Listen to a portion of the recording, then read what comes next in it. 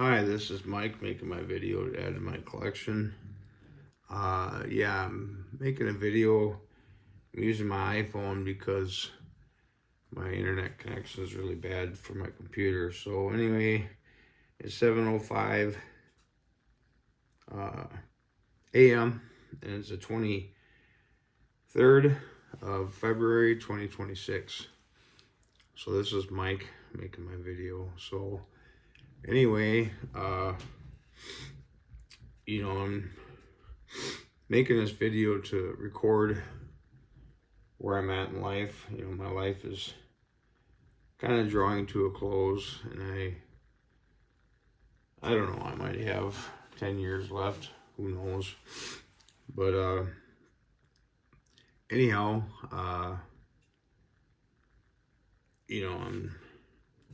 making this video to highlight, some of my thoughts and beliefs of things.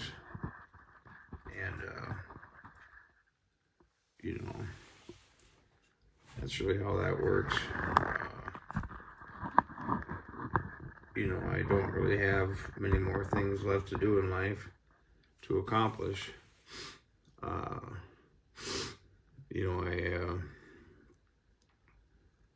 I've accomplished pretty much everything I wanted to do in life, and I've been everything I wanted to be.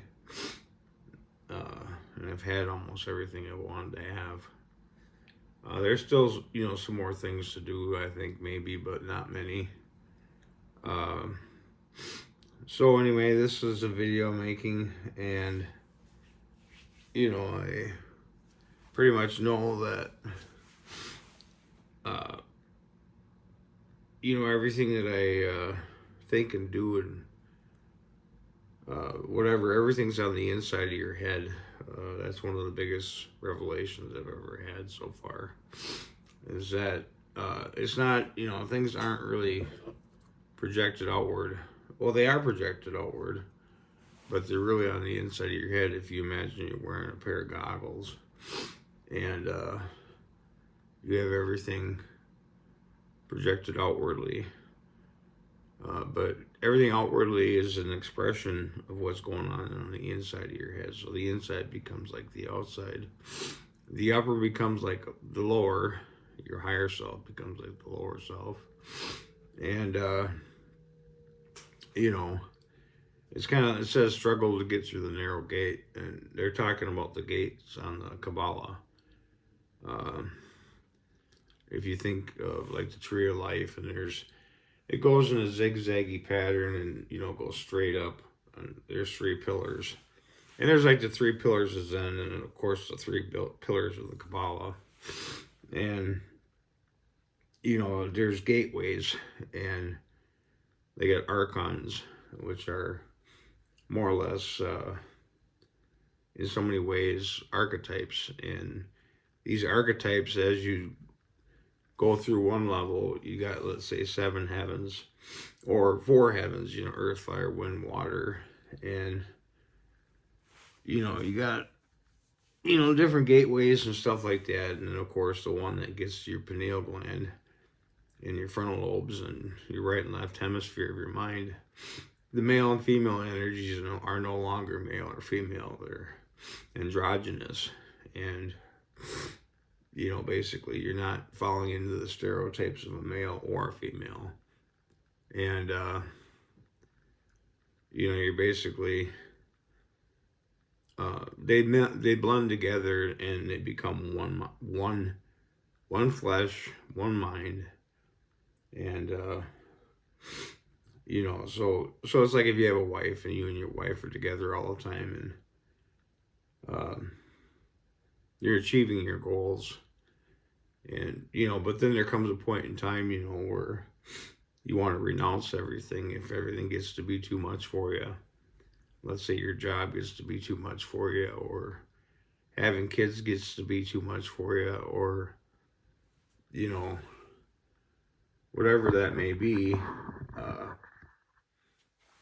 You just learn to renounce everything after a while, and you walk away from it. And you walk away from your job, you walk away from your family, you walk away from all your possessions, everything you've had, and you walk away from it because everything gets to be too overwhelming. And then, the thing is when you do that, you're bringing yourself down, you're humbling yourself because you desire nothing, you possess nothing, and you own nothing. Or, yeah, you desire nothing, you possess nothing, and you know nothing. You don't lean on your own understanding, and you let go of everything. It's not like you really desire anything else. So, really that's ultimately what you do. And once you do that, your brain sends a signal, or your body sends a signal to your brain that, you're in kind of a SOS type thing, where your body kind of tells your brain, that your DOS operating system is telling your brain, your higher operating system, Windows or whatever, and it's telling it that there's something, the computer is shutting down, and you put yourself in a lower position like that, and then your brain releases a major amount of DMT, and your vibrations get to be very high.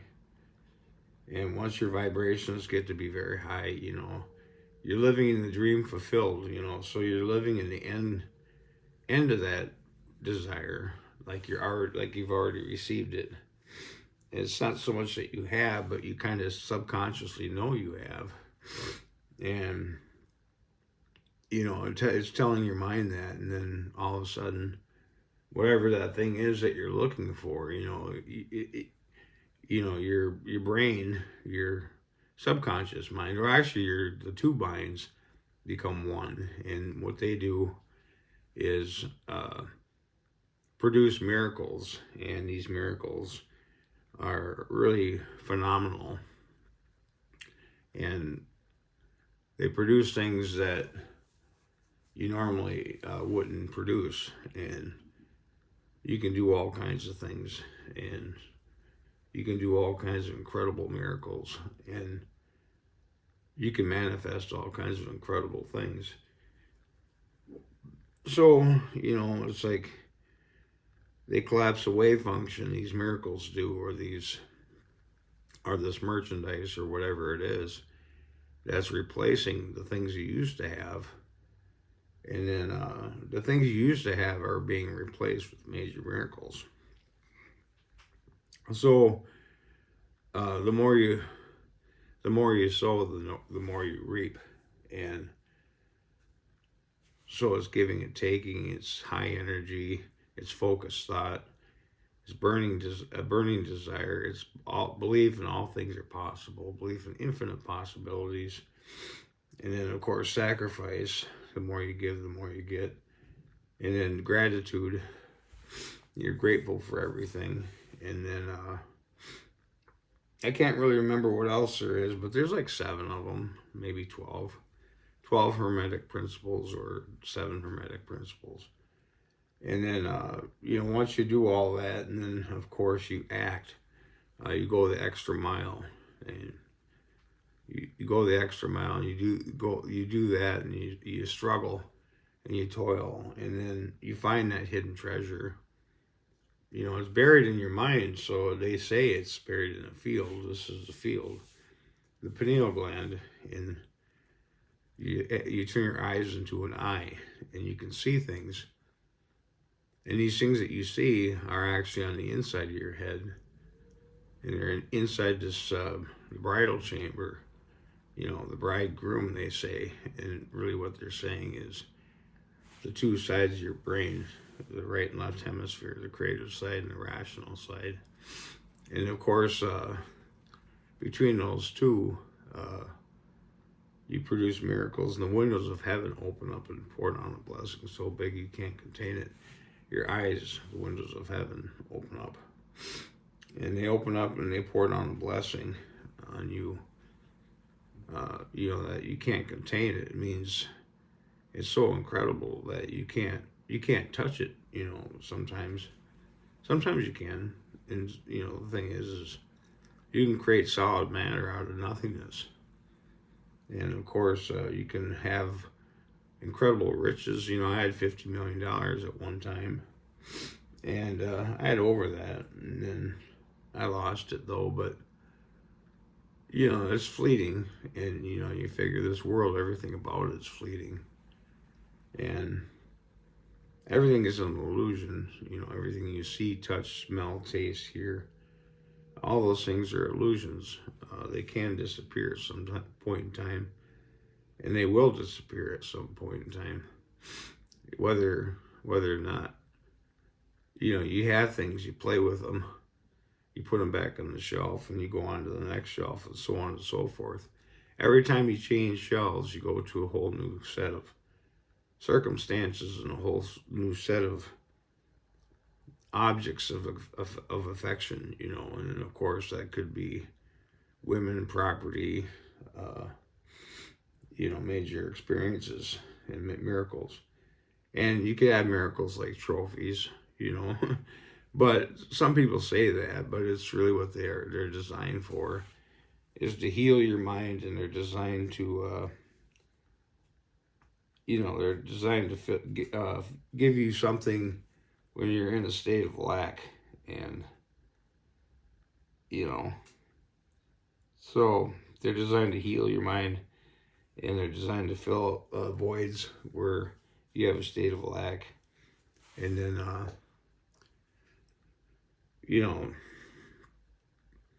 what else? They're designed as a sign of forgiveness, a sign of love. And that's really all there is love, when you really know how to define what love is. And they give you a sense of contentment. You have a default mode network that things kind of bounce back down to.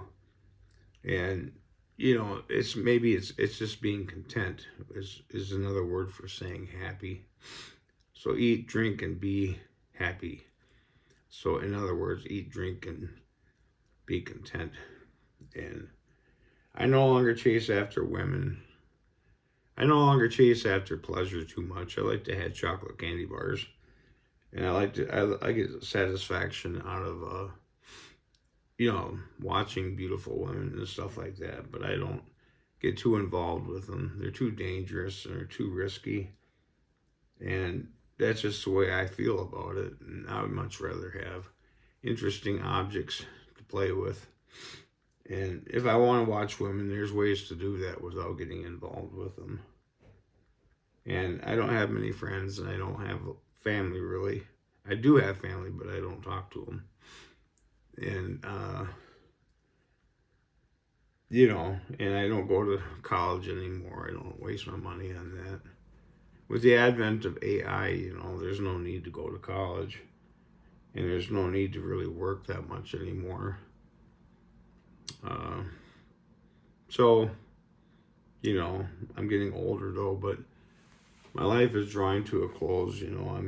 I've pretty much had my bucket list completed as far as being, doing, and having everything I wanted to have. And I met God. We had a white robe on. He was a big guy, and he had long white hair and a long white beard, big blue eyes, and he was about 7 foot tall and twice my build. Friendly guy, and there's nothing really unusual about him. Just a normal guy for the most part. But I mean, that's not to say he's capable of doing miracles. I didn't get into that with him, but I'm very certain that he probably could. So anyway, that's all I got to say. Over and out.